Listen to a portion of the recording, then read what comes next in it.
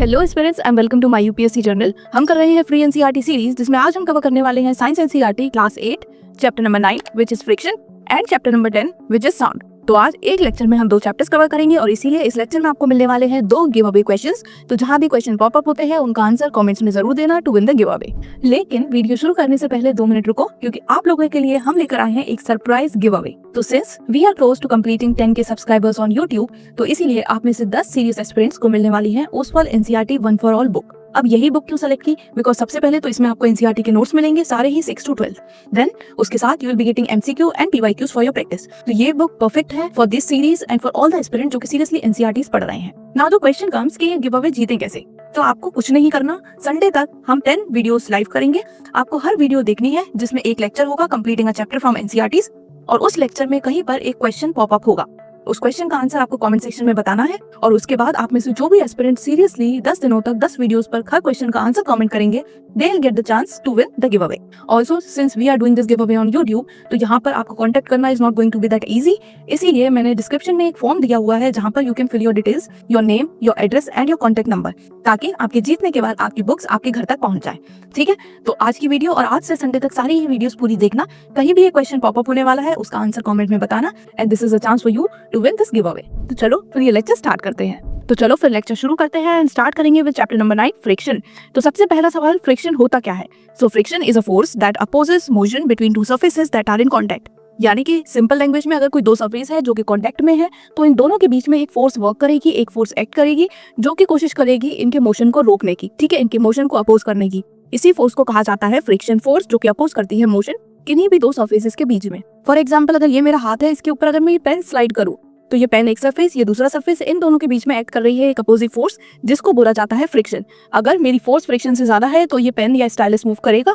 अगर मेरी force friction से कम है then it will not move, ये स्टेशनरी ऐसे ही रखा रहेगा। ठीक है, अब ये रखा क्यों है, मूव क्यों नहीं कर रहा? क्योंकि इसके ऊपर एक फ्रिक्शन फोर्स है जो इस पर एक्ट कर रही है और इसे मूव नहीं करने दे रही। ठीक है, तो फ्रिक्शन हमने समझ लिया क्या होती है। एक ऑपोजिट फोर्स होती है जो मोशन को रोकती है जब दो सरफेसेस आपस में कॉन्टेक्ट में होते हैं। ठीक, it acts in opposite direction of motion. अगर मोशन इस डायरेक्शन में है तो फ्रिक्शन फोर्स ऑपोजिट डायरेक्शन में एक्ट करेगी। अगर सेम डायरेक्शन में एक्ट करेगी तो ऑब्वियसली स्पीड बढ़ेगी। उसे स्पीड कम करनी है, उसे मोशन को रोकना है, इसीलिए जो फ्रिक्शन फोर्स होगी वो आपके मोशन के डायरेक्शन के हमेशा ऑपोजिट होगी। ठीक है, ये चीज समझ आ गई कि जो मोशन का डायरेक्शन है फ्रिक्शन फोर्स उसके ऑपोजिट होगी। मूविंग फॉरवर्ड, एक एग्जांपल देख लो। जब भी आप कभी किसी बुक को टेबल के ऊपर पुश करते हो तो थोड़ी देर तक तो बुक पुश होती है और उसके बाद वो रुक जाती है। तो वो रुक क्यों गई? तो वो इसलिए रुकी क्योंकि जो फ्रिक्शन था बुक और टेबल के बीच में, उसने उसे धीरे धीरे इवेंचुअली रोक दिया। अब ये फ्रिक्शन के कॉजेस क्या है? ठीक है, कोई ना कोई तो रीजन होगा, तभी तो ये फ्रिक्शन हो रहा है। तो देखो, जितने भी सरफेसेस होते हैं वो कितने भी स्मूथ लगे, कितने भी शाइनी लगे, लेकिन उनके ऊपर छोटे छोटे टाइनी बम्प्स होते हैं और इरेगुलरिटीज होती हैं। ठीक, कोई भी सरफेस हो जो भी स्मूथ लग रहा है, एकदम प्लेन लग रहा है, उसके ऊपर भी आपको छोटी छोटी टाइनी बम्प्स देखने को मिलेंगे और इरेगुलरिटीज देखने को मिलेंगी। तो जब दो सरफेसेस आपस में कांटेक्ट में आते हैं तो ये जो इरेगुलरिटीज होती हैं ये क्या करती है, ये इंटरलॉक होने लगती है। ठीक है, आपस में लॉक होने लगती है और इसकी वजह से रेजिस्टेंस होता है जिसे हम कहते हैं फ्रिक्शन। ठीक है, तो फ्रिक्शन का कॉज क्या हो गया कि जो सारे ही सरफेस होते हैं उनके ऊपर टाइनी इरेगुलरिटीज होती हैं, बम्प्स होते हैं।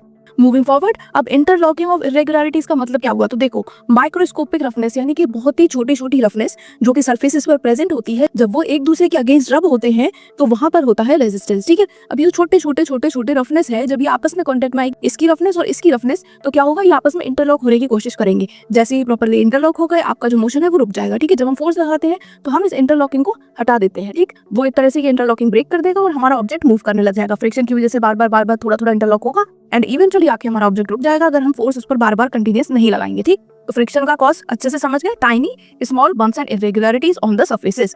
अब देखो, फ्रिक्शन ना बहुत तरह का होता है। इस चैप्टर में हम 4 टाइप के फ्रिक्शन के बारे में पढ़ेंगे, तो एक एक करके देखते हैं कौन सा टाइप का फ्रिक्शन है और वो क्या है। सबसे पहला है स्टैटिक फ्रिक्शन। तो ये वो फोर्स है जो किसी ऑब्जेक्ट को रेस्ट पर रखती है। You must overcome this to start a motion. ठीक, फॉर एग्जाम्पल, अगर ये हाथ, इसके ऊपर ये पेन, ठीक, अब ये रुका हुआ है, इसका मतलब फ्रिक्शन ने इसे रोक रखा है। इरेगुलरिटीज जो थी वो आपस में कंबाइन कर गई और इसी को कहा जाएगा स्टैटिक फ्रिक्शन, जिस फोर्स ने इस पेन को यहाँ पर रोक कर रखा है। ठीक, अब मैं जब इस पर फोर्स लगाऊंगी तो ये पेन तब मूव करेगा जब स्टैटिक फ्रिक्शन से ज्यादा मेरी फोर्स हो गई। अब मेरी फोर्स स्टैटिक फ्रिक्शन से ज्यादा हो गई तो ये पेन मूव कर गया। ठीक है, तो स्टैटिक फ्रिक्शन क्या है? ये वो फोर्स है जो किसी ऑब्जेक्ट को रेस्ट पर रोक के रखती है। अगर आपको उस ऑब्जेक्ट को मूव करना है तो आपको स्टैटिक फ्रिक्शन से ज्यादा फोर्स लगानी पड़ेगी और तभी ऑब्जेक्ट मूव होगा। फॉर एग्जांपल, जब आप किसी हैवी बॉक्स को पुश करते हो तो स्टार्टिंग में वो नहीं चलता। क्यों नहीं चलता? क्योंकि स्टार्टिंग में हम थोड़ी सी फोर्स लगा के देखते हैं कि शायद ये मूव कर जाए, बट क्योंकि वो भारी होता है तो उसकी और सरफेस की इंटरलॉकिंग बहुत ज्यादा टाइट होती है, इसीलिए हमें उस पर ज्यादा फोर्स लगानी पड़ती है। क्यों? क्योंकि वहां पर जो स्टैटिक फ्रिक्शन है वो ज्यादा है। ठीक, तो स्टैटिक फ्रिक्शन क्या हो गया, ये वो फोर्स हो गई जो बॉडी को रेस्ट पर रखती है, ठीक। Next is sliding friction. तो ये भी नाम से पता चल रहा है कि इसमें बॉडी क्या कर रही है, स्लाइड कर रही है। So this is the force that resist motion once the object start sliding. अब जब आपने स्टैटिक फ्रिक्शन से ज्यादा फोर्स लगा दी तो अब ऑब्जेक्ट क्या करेगा, अब ऑब्जेक्ट स्लाइड करेगा, ठीक है। जैसे कि हमने एक बहुत बड़ा बॉक्स लिया, उस पर फोर्स लगाई तो अब वो हमारे जमीन पर स्लाइड करने लगा। अब जब ये स्लाइड कर रहा है तो यहाँ पर एक्ट करेगा स्लाइडिंग फ्रिक्शन, जो कि कोशिश करेगा कि ये जो स्लाइड है इसे रोका जाए, ठीक। तो इसी को कहते हैं स्लाइडिंग फ्रिक्शन। जैसे बॉडी को रेस्ट में रोकने के लिए स्टैटिक फ्रिक्शन, बॉडी को स्लाइड करते टाइम रोकने के लिए sliding friction. For example a book sliding across a table. Number 3 है रोलिंग फ्रिक्शन। तो ये वो फोर्स है जो कि किसी भी रोलिंग ऑब्जेक्ट को रोकने की कोशिश करती है। फॉर एग्जाम्पल बॉल और व्हील्स रोलिंग, जब भी ये लोग रोल करेंगे सरफेस पे तो there will be a friction जो कि एक्ट करेगी टू स्टॉप दिस मोशन, वो हो गई हमारी rolling friction. And last is fluid friction, जिसे ड्रैग फ्रिक्शन भी बोला जाता है। फ्लूइड का मतलब यहाँ पर हम बात कर रहे हैं अबाउट लिक्विड्स एंड गैसेस। तो ये जो लिक्विड्स है, ये जो गैसेस है, ये भी फ्रिक्शन एक्सर्ट करती हैं, ये भी फ्रिक्शन क्रिएट करती हैं जब ऑब्जेक्ट इनके थ्रू मूव करते हैं। फॉर एग्जांपल पानी में जब मछलियां मूव करती हैं, आसमान में जब एरोप्लेन जाते हैं तो देयर इज फ्रिक्शन, ठीक है। तो इसी फ्रिक्शन को कहते हैं हम फ्लूइड फ्रिक्शन या फिर ड्रैग फ्रिक्शन, जो कि हमें देखने को मिलता है इन गैसेस और in liquid. For example fish swimming and aeroplane flying, ठीक। सो विद दिस हमारा टाइप्स ऑफ फ्रिक्शन कवर हो गया, जिसमें हमने 4 तरह के फ्रिक्शन पढ़े। सबसे पहले रेस्ट वाली बॉडी पे स्टैटिक फ्रिक्शन, स्लाइडिंग वाली बॉडी पे स्लाइडिंग फ्रिक्शन, अगर कोई बॉडी रोल कर रही है तो उस पर रोलिंग फ्रिक्शन, और साथ में एयर एंड वाटर पे होता है फ्लूइड फ्रिक्शन। अब अगर हम देखें कि सबसे ज्यादा फ्रिक्शन कौन सा होगा, तो सबसे ज्यादा फ्रिक्शन अगर हम बात करें इन टर्म्स ऑफ स्ट्रेंथ तो वो है स्टैटिक फ्रिक्शन, ठीक है। उससे थोड़ा कम होता है स्लाइडिंग फ्रिक्शन और सबसे कम होता है रोलिंग फ्रिक्शन। यानी कि अगर आपको ओवरकम करना है तो रोलिंग फ्रिक्शन में आपकी फोर्स कम लगेगी, स्लाइडिंग में थोड़ी ज्यादा लगेगी, और स्टैटिक फ्रिक्शन में आपको सबसे ज्यादा फोर्स लगानी पड़ेगी ताकि ऑब्जेक्ट मूव करे, ठीक। तो फिर से देख लो, सबसे ज्यादा स्टैटिक फ्रिक्शन, फिर स्लाइडिंग एंड नंबर 3 पर है रोलिंग। मूविंग फॉरवर्ड, अब हम डिस्कस करेंगे फैक्टर्स अफेक्टिंग फ्रिक्शन। वो कौन से फैक्टर्स हैं जो कि फ्रिक्शन को अफेक्ट करते हैं। So number 1 is nature of surface. अगर सरफेस रफ है तो फ्रिक्शन ज्यादा होगा, अगर सरफेस स्मूथ है तो फ्रिक्शन कम होगा। ऑब्वियसली रफ सरफेस पे ज्यादा हमें बम्प्स देखने को मिलेंगे तो वहाँ फ्रिक्शन ज्यादा है। जैसे कि सबसे सिंपल एग्जांपल, हम सबने साइकिल चलाई है, ठीक है। जब हम एकदम प्लेन रोड पर साइकिल चलाते हैं तो हम स्पीड में चला लेते हैं, बहुत आराम से चला लेते हैं। बट जब रोड आता है ऊबड़ खाबड़, बिल्कुल बेकार वाला रोड, तो वहाँ पर हमें साइकिल चलाने में इशू होता है। क्यों? क्योंकि वहाँ फ्रिक्शन ज्यादा है, वहाँ पर बहुत सारे बम्प्स हैं, बहुत सारी इरेगुलरिटीज हैं, ठीक।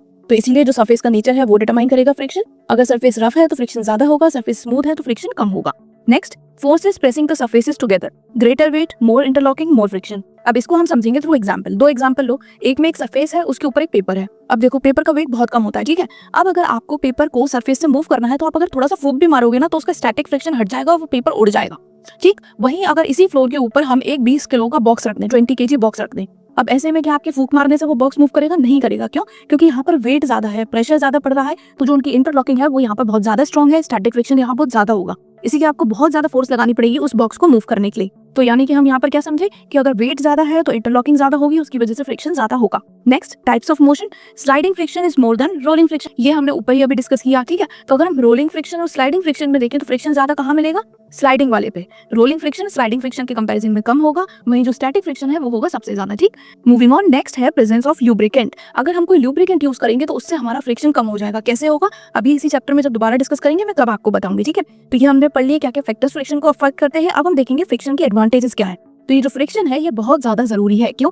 क्योंकि ये हमारी मदद करता है वॉक करने में, रन करने में। अगर फ्रिक्शन ही नहीं होगा हमारे शूज और रोड या सरफेस के बीच में तो हम लोग वॉक नहीं कर पाएंगे, हम लोग रन नहीं कर पाएंगे, हम लोग स्लाइड कर रहे होंगे, ठीक। तो इसीलिए जो फ्रिक्शन है ये बहुत ज्यादा जरूरी है। इसी तरह जो व्हीकल्स हैं जो आपको रोड पर चलते हुए दिखते हैं, they are moving only due to friction without slipping. इसी तरह अगर हम कुछ लिखते हैं, हम कोई ऑब्जेक्ट पकड़ते हैं या हम कोई भी काम करते हैं, अगर हम अपनी बुक भी टेबल पे लाकर रख रहे हैं तो वहां पर भी फ्रिक्शन ही एक्ट कर रहा है। अदरवाइज क्या होगा कि बुक बार बार स्लिप होकर नीचे ही गिरती रहेगी। इसीलिए जो फ्रिक्शन है this is very very important. अब ऑल्दो इट इज इंपॉर्टेंट, थोड़े बहुत डिसएडवांटेजेस तो देखो होंगे ही। तो क्या क्या डिसएडवांटेज है? तो सबसे पहला डिसएडवांटेज है कि it causes wear and tear of machine. जब कोई मशीन बार बार फंक्शन करती रहती है तो फ्रिक्शन की वजह से हमें उसमें वियर एंड टियर, टूट फूट देखने को मिलती है। नेक्स्ट, इससे हीट प्रोड्यूस होती है एंड साथ में एफिशिएंसी भी कम होती है, बिकॉज ऑब्वियसली जब फ्रिक्शन है तो फोर्स ज्यादा लगेगी, पावर ज्यादा लगेगी कुछ भी प्रोड्यूस करने में। तो ये कुछ डिसएडवांटेजेस है ऑफ फ्रिक्शन। नेक्स्ट, फ्रिक्शन को आप बढ़ा कैसे सकते हो? तो देखो आपने देखा होगा कि सरफेसेस को रफ कर देते हैं, ठीक। तो उससे क्या होगा? उससे फ्रिक्शन बढ़ जाता है। फॉर एग्जांपल टायर्स में आपको थ्रेड्स देखने को मिलेंगे। ये क्यों किया जाता है? ताकि जो सरफेस का कांटेक्ट है वो ज्यादा हो, फ्रिक्शन ज्यादा हो, इरेगुलरिटीज ज्यादा हो। अगर आप बहुत लंबे टाइम तक कोई एक बाइसिकल या कोई भी एक व्हीकल यूज करो तो उसके टायर हमें चेंज करवाने पड़ते हैं। क्यों? क्योंकि चल चल के वियर एंड टियर की वजह से उनका सरफेस स्मूथ हो जाता है। स्मूथ हो गया तो फिर फ्रिक्शन कम होगा और आप स्लिप होकर गिर सकते हो, एक्सीडेंट हो सकता है, ठीक है। तो इसीलिए व्हीकल्स में, हमारे शूज में, इन सब में हमें बहुत इरेगुलरिटीज देखने को मिलती है इनकी सरफेस पे, ताकि फ्रिक्शन बढ़े। इसी तरह अगर हमें फ्रिक्शन बढ़ाना है तो एक तरीका है कि प्रेशर बढ़ा दो या वेट बढ़ा दो, उससे भी फ्रिक्शन बढ़ेगा। And it is used in brakes and soles of shoes, ठीक। तो ये सारा कुछ हो गया कि फ्रिक्शन कैसे बढ़ाते हैं, क्यों बढ़ाते हैं। मूविंग फॉरवर्ड, फ्रिक्शन को रिड्यूस कैसे करें? अगर कहीं ज्यादा फ्रिक्शन है तो उसे कम कैसे करें? तो इसके लिए हम यूज करते हैं लुब्रिकेंट, जो अभी ऊपर पढ़ा था। लुब्रिकेंट क्या होता है? ये ऑयल या ग्रीस ऐसा कोई सब्सटेंस होता है जो कि सरफेस को स्मूथ कर देगा। अब लुब्रिकेंट क्या करता है? एक लेयर बना देता है दो सरफेसेस के बीच में, एक पतली लेयर। तो इससे इरेगुलरिटीज अभी भी होंगी बट वो अवॉइड होंगी, पहले के कंपैरिजन में कम हो जाएंगी, ठीक है। तो इससे हमारा फ्रिक्शन कम हो जाएगा, ठीक है। तो हम लुब्रिकेंट यूज कर सकते हैं। इसके बाद हम अलग अलग सरफेसेस को पॉलिश कर सकते हैं। पॉलिश भी एक लेयर क्रिएट करेगी जिससे फ्रिक्शन कम होगा। व्हील्स या रोलर्स का यूज किया जा सकता है, ठीक। We can also use ball bearing in machine. बहुत सारी मशीन में बॉल बेयरिंग का यूज होता है to reduce friction. And vehicles of streamlining shape, जो भी व्हीकल्स होते हैं उनकी जो शेप होती है उसे स्ट्रीमलाइन बनाए, जिससे कि जब रेजिस्टेंस हो एयर का या वाटर का तो वो मिनिमम हो, फ्रिक्शन कम होगा तो वो आराम से मूव कर पाएंगे, ठीक है। और यही चीज की जा सकती है in shapes and planes to reduce fluid friction, ठीक। अब एक बार हम जल्दी से देख लेते हैं लुब्रिकेंट क्या है। तो ये वो सब्सटेंस है जो कि फ्रिक्शन को कम करता है। ये ऑयल हो सकता है, ये ग्रीस हो सकती है। So these are called lubricant. Next, streamline shape, तो स्मूथ शेप जो कि आपको अलाउ करती है इजीली मूव करना थ्रू द फ्लूइड्स। अगर हम बात करें शेप दिखती कैसी है, तो ये जो ऐसी शेप होती है जिसमें आपको आगे थोड़ा सा पॉइंटेड या फिर नैरो देखने को मिलता है, उसे कहते हैं स्ट्रीमलाइन। क्योंकि जब पानी में से या एयर के थ्रू आप निकलोगे तो यहाँ पर जो आपका रेजिस्टेंस है वो बहुत कम होगा, बिकॉज बहुत कम एरिया है। अगर आपका सरफेस कुछ इस तरह होगा तो ये पूरा अगेंस्ट द फ्लो जाएगा, पूरे पे फ्रिक्शन लगेगा, रेजिस्टेंस लगेगा। बट यहाँ पर हमने एरिया कम कर दिया तो इससे रेजिस्टेंस और फ्रिक्शन कम होगा, तो आपको चलने में, निकलने में, मूव करने में ईजी रहेगा। नेक्स्ट, अब हम डिस्कस करेंगे फ्लूइड फ्रिक्शन, जिसे हम ड्रैग भी बोलते हैं। तो ये हमने ऊपर ऑलरेडी पढ़ चुके हैं। तो फ्लूइड की बात कर रहे हैं तो हम बात कर रहे हैं ऑफ लिक्विड्स एंड गैसेस। इनका ड्रैग कब बढ़ेगा, यानी इनमें फ्रिक्शन कब बढ़ेगा? तो देखो, अगर हमने स्पीड बढ़ा दी ऑब्जेक्ट की तो फ्रिक्शन बढ़ जाएगा, ठीक है। इसके अलावा अगर हमारे फ्लूइड की विस्कोसिटी ज्यादा हो गई, यानी कि फ्लूइड ज्यादा गाढ़ा हो गया या चिपचिपा हो गया, तो वहां पर भी आपको फ्रिक्शन देखने को मिलेगा, ठीक। And last is shape of object. अगर पॉइंटेड है तो इट विल बी इजियर, वहीं अगर वो आगे से ब्रॉड है तो बहुत ज्यादा रेजिस्टेंस होगा, तो उसे दिक्कत आएगी इन मूविंग, ठीक। तो ये हमने देख लिया कैसे कैसे जो फ्लूइड रेजिस्टेंस है वो इंक्रीज हो जाता है। इसको मिनिमाइज करने का बेस्ट वे है स्ट्रीमलाइनिंग करना, ऐसी बॉडी बनाना जैसे कि होती है बर्ड्स की, फिशेस की एंड एरोप्लेन्स की। आगे से इट शुड बी पॉइंटेड या इट शुड बी थिनर, कम एरिया होना चाहिए जिससे कि रेजिस्टेंस कम होगा and it will be easier to fly, ठीक। तो ये हो गया हमारा फ्लूइड रेजिस्टेंस। अब हम जल्दी से देखेंगे कुछ की points which we should remember. तो friction is necessary but it should be controlled. बहुत ज्यादा ओवर फ्रिक्शन होगा तो डैमेज ज्यादा होगा। फ्रिक्शन जरूरी है बट कंट्रोल होना चाहिए। Next, friction is both friend and a foe. Useful भी है, हार्मफुल भी है। हमने दोनों ही देख लिया कि कैसे बढ़िया है, कैसे इसके क्या क्या नेगेटिव इंपैक्ट्स भी होते हैं। Next, rolling friction is less than sliding friction. Already हमने डिस्कस कर लिया। सबसे ज्यादा कौन सा होता है? स्टैटिक फ्रिक्शन, फिर आएगा स्लाइडिंग और सबसे कम होगा rolling friction. Last, friction can be both useful and harmful. Wear and tear cause करेगा तो हार्मफुल है ऑब्वियसली, बिकॉज उसमें हमें और ज्यादा पैसे लगाने पड़ेंगे, उस चीज को हमें चेंज करना पड़ सकता है। यूजफुल क्यों है? क्योंकि हमें चलने में मदद कर रहा है, ग्रिप करने में मदद कर रहा है। तो इन सारी चीजों में जो फ्रिक्शन है that is important. So with this हमने chapter number 9 which was friction वो हमने पूरा कर लिया। अब हम स्टार्ट करेंगे हमारे chapter number 10 which is sound. तो इस चैप्टर में शुरू करेंगे with the very basic question कि साउंड होता क्या है। तो साउंड एक फॉर्म ऑफ एनर्जी है जो कि हमारी मदद करती है कुछ भी सुनने में, ठीक है। हमें कुछ भी सुनाई देता है because of sound. It is produced by vibrations of object. जब भी कोई ऑब्जेक्ट वाइब्रेट करता है तो उसकी वजह से ये जो साउंड है ये निकलता है, ठीक। अब यू मस्ट बी थिंकिंग कि ये वाइब्रेशंस क्या है। तो देखो, वाइब्रेशन का मतलब होता है किसी भी ऑब्जेक्ट का बैक एंड फोर्थ मूवमेंट, यानी कि बार बार वही सेम मूवमेंट कंटिन्यू रखना, ठीक है। इसी को कहते हैं वाइब्रेशन। और जो वाइब्रेटिंग ऑब्जेक्ट्स होते हैं वो प्रोड्यूस करते हैं साउंड। अब इसको समझने के लिए हम बात कर सकते हैं अबाउट गिटार स्ट्रिंग्स। तो गिटार में स्ट्रिंग्स होती हैं, जब हम उन्हें मूव करते हैं तो वो थोड़ी देर तक वाइब्रेट करती हैं, राइट। और वो जो वाइब्रेशन है उसी की वजह से हो रहा है साउंड प्रोड्यूस, ठीक। इसी तरह turning fork, vocal cords in our throat, तो ये सारी चीजें हैं जो वाइब्रेट करती हैं और वाइब्रेशन की वजह से ही साउंड क्रिएट होता है।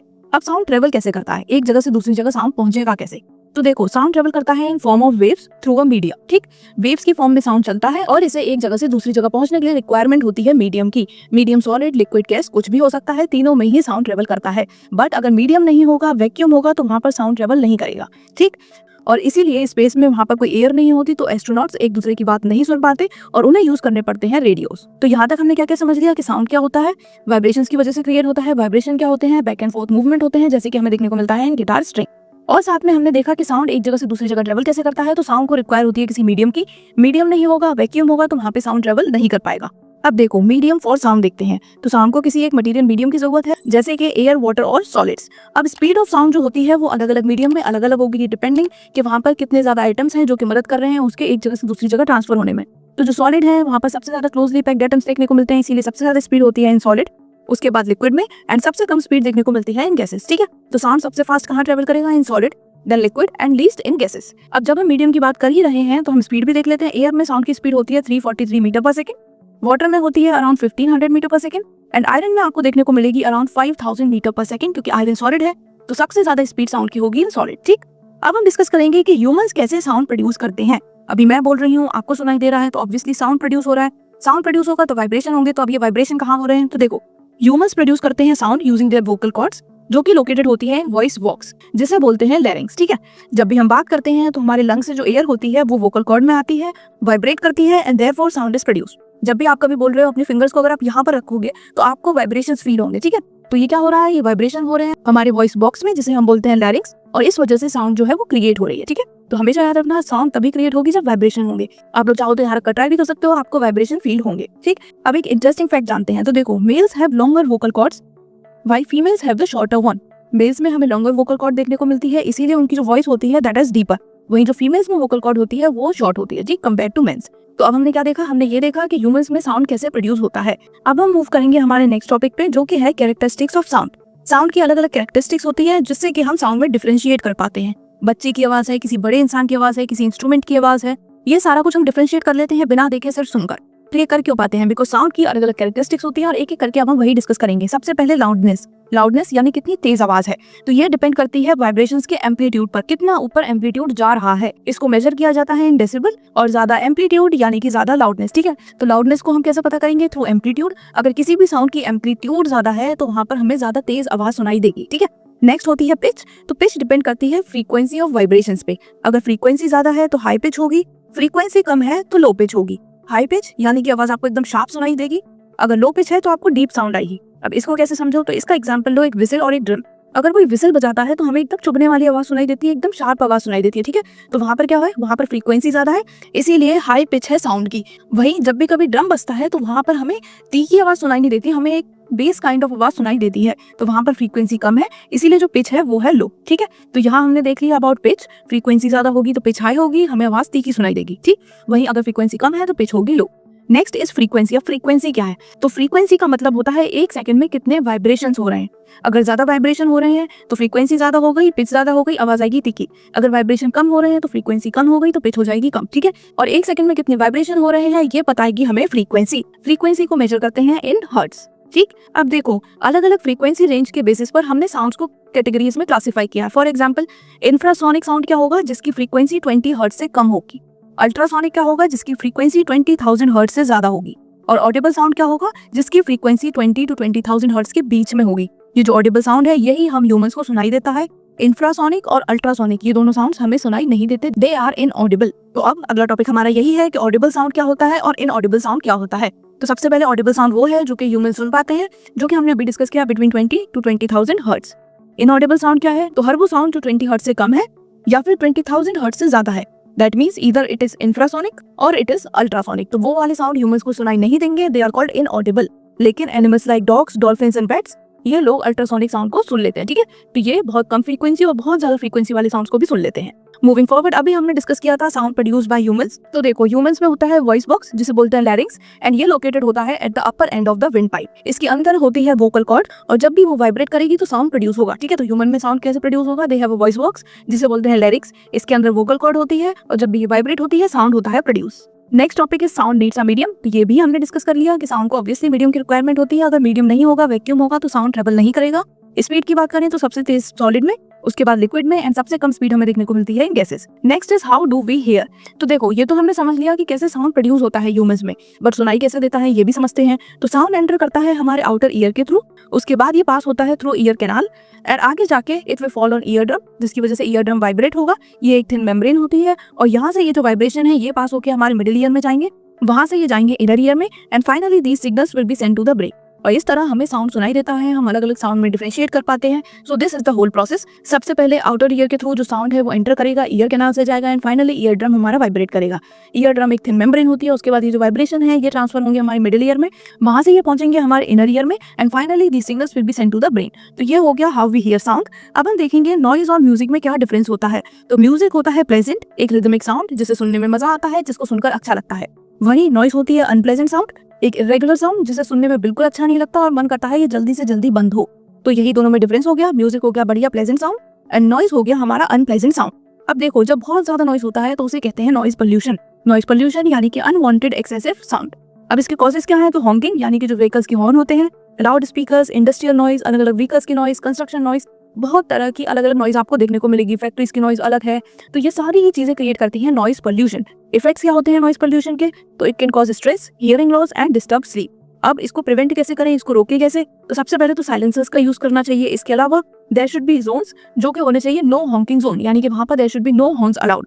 लोगों को ज़्यादा से ज़्यादा ट्रीज लगाने चाहिए एंड साथ में साउंड प्रूफिंग होम्स। ये कुछ चीज़ें हैं जिससे कि जो नॉइस पोल्यूशन है ये हम तक नहीं पहुंचेगा या हम इसे प्रिवेंट कर सकते हैं। नेक्स्ट अब हम डिस्कस करेंगे एम्पलीट्यूड क्या होता है, टाइम पीरियड क्या होता है एंड फ्रीक्वेंसी क्या होती है। तो ये हमने अभी थोड़ी देर पहले डिस्कस किया था कि फ्रीक्वेंसी होती है 1 सेकंड में कितने वाइब्रेशंस हो रहे हैं, ठीक है। टाइम पीरियड क्या है, टाइम पीरियड बताएगा कि एक वाइब्रेशन कितनी देर में हो रहा है। एंड एम्पलीट्यूड यानी कि जितनी हाइट की वेव उतनी लाउड आवाज, ठीक। तो amplitude is related to loudness, amplitude ज्यादा होगी तो आवाज जो होगी वो उतनी ही तेज होती जाएगी, ठीक है। टाइम पीरियड बताएगा कि एक फ्रीक्वेंसी कितनी देर में कंप्लीट हो रही है एंड फ्रीक्वेंसी होती है कि 1 सेकंड में कितने वाइब्रेशंस हो रहे हैं। तो ये साउंड से रिलेटेड 3 इंपॉर्टेंट टर्म्स है, तीनों को हमने डिस्कस कर लिया। कोई भी डाउट हो तो कमेंट में दोबारा पूछ लेना, ठीक है। मूविंग फॉरवर्ड अब हम देखेंगे अल्ट्रासाउंड की एप्लीकेशंस क्या है। सबसे पहले दोबारा याद कर लो अल्ट्रासाउंड क्या था। ये वो साउंड थे जिनकी जो फ्रीक्वेंसी होती है वो होती है 20,000 हर्ट्ज से ज्यादा। अब ये जो अल्ट्रासाउंड्स होते हैं they have uses in medical imaging, ठीक है, जैसे कि अल्ट्रासाउंड स्कैन हो गया। इसके अलावा जो बेड्स होते हैं वो यूज करते हैं नेविगेशन में इसका। And these are also used in sonar which is sound navigation and ranging, जो कि शिप्स यूज करती हैं टू डिटेक्ट अंडरग्राउंड ऑब्जेक्ट्स, ठीक है। तो ये हमने कुछ यूज देख लिया ऑफ अल्ट्रासाउंड्स। अब इसके साथ हमारा ये चैप्टर साउंड भी खत्म हो चुका है, लेकिन इसे खत्म करने से पहले जल्दी से हम एक बार इंपॉर्टेंट टर्म्स जो कि हमें याद रखने हैं, हम नहीं बोल सकते, उन्हें रिवाइज करेंगे। सबसे पहले वाइब्रेशन, तो ये होता है बैक एंड फोर्थ मूवमेंट जब भी साउंड प्रोड्यूस होता है। फ्रीक्वेंसी क्या होती है, तो ये होती है 1 सेकंड में कितने वाइब्रेशंस हो रहे हैं, उसी को कहते हैं फ्रीक्वेंसी। फ्रीक्वेंसी के बेसिस पर हमने 3 तरह के साउंड पढ़े थे, infrasonic, ultrasonic and Audible sound. Amplitude क्या है, तो ये होता है वेव का मैक्सिमम डिस्प्लेसमेंट। जितना वेव ऊपर जाएगी, जितनी ज्यादा वेव की हाइट होगी उतनी ज्यादा लाउड आवाज हमें सुनाई देगी। नेक्स्ट पिच, तो पिच का मतलब होता है कि साउंड शार्प मिलेगी या फ्लैट मिलेगी। शार्प का एग्जांपल हो गया विसिल, फ्लैट साउंड का एग्जांपल हो गया ड्रम वाला साउंड, ठीक है। नेक्स्ट इज लाउडनेस, लाउडनेस हमें साउंड की इंटेंसिटी बताती है कि कितना तेज साउंड है। डेसिबल, डेसिबल होती है unit of loudness. And ear drum, ये एक थिन मेम्ब्रेन है जो कि साउंड को डिटेक्ट करता है और ये वाइब्रेट होता है और यही वाइब्रेशन फिर आगे जाके हमारे मिडिल ईयर, उसके बाद इनर ईयर में ट्रांसफर होते हैं। Finally the signals are sent to the brain. So with this हमारा चैप्टर नंबर 10 भी होता है खत्म। तो आज हमने 2 चैप्टर्स कंप्लीट किए हैं, chapter number 9 friction and chapter number 10 sound. दोनों ही बहुत इंटरेस्टिंग चैप्टर थे। आज की वीडियो में आपको 2 गिव अवे क्वेश्चंस भी दिए गए हैं, तो मेक श्योर कि आप दोनों का ही आंसर करो और साथ में कोई भी डाउट हो, कोई भी क्वेरी हो तो कमेंट सेक्शन में पूछ लेना। मैं मिलूंगी आपसे नेक्स्ट वीडियो में। Till then bye bye, take care, पढ़ाई करते रहो।